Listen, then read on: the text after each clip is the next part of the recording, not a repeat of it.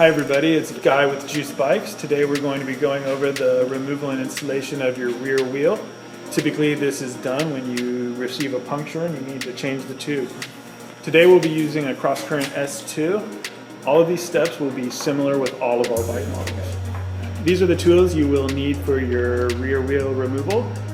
You'll need the tri tool that came in your parts accessory box. You'll be using the 4mm end of that. You'll also need an 18mm wrench, which we do not supply. This can be found at a hardware store if you don't have one. You can purchase from us our rear wheel removal tool. This is what I will be using today. The last thing you'll need is when we reinstall the wheel, we'll be having to replace a zip tie. So the first thing we're going to do is remove this zip tie. It's going to be the farthest one back. Careful not to cut anything but the zip tie. Then we're going to unplug the motor cable from the controller and remove our axle nut cover. We'll remove the axle nut cover from the non-drive side as well. We'll now remove the nut and the washer completely using our axle nut removal tool. The reason why we recommend to remove this completely is this axle will then pass by your derailleur a lot easier when removing your wheel. So we'll remove both of those. On the non-drive side, before we remove the nut, we're going to be using our tri tool, the 4mm. There's a safety bolt on the non-drive side. We'll go ahead and remove that completely. So with the axle nut and washer removed completely from the drive side and the safety bolt removed, we only have to loosen this non-drive nut a little bit and our rear wheel will start coming out. We will have to pull back the derailleur to get it off of your cassette to remove your wheel. The rear wheel is a little different than the front. It's the solid rear axle and it has notched washers, one on the disc side as well as one on the drive side. We're going to want to make sure that these washers are orientated right. As we're putting the wheel in, we want that notch at the bottom.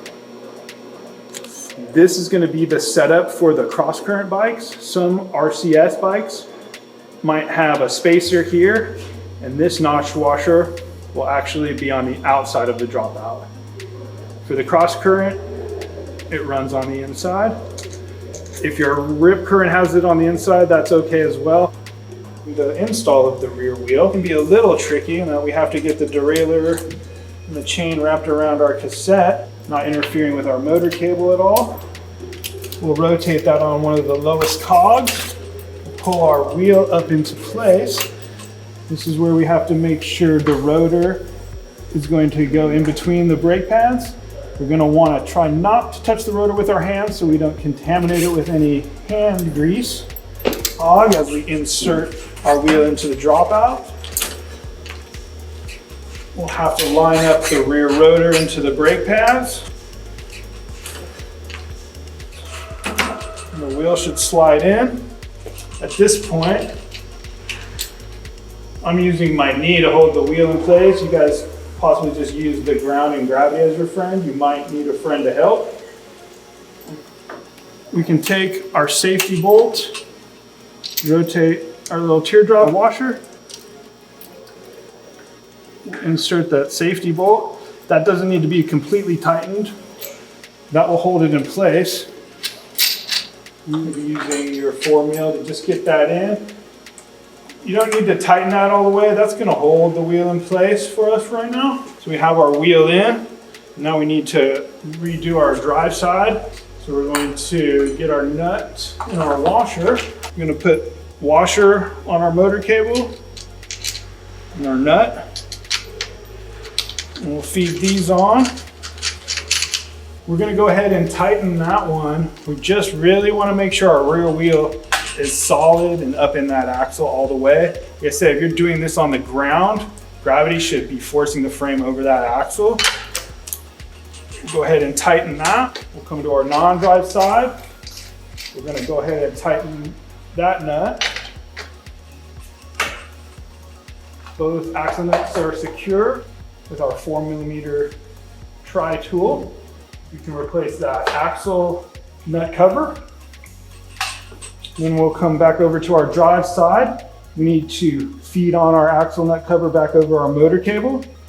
You install that nut cover, and now we'll plug in our motor cable back to our controller. They have nice little white arrows here for you to line up.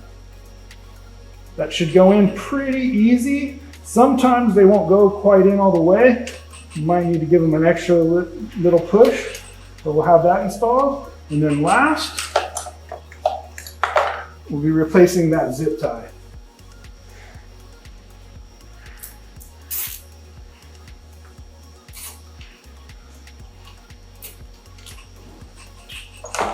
Just trim the excess.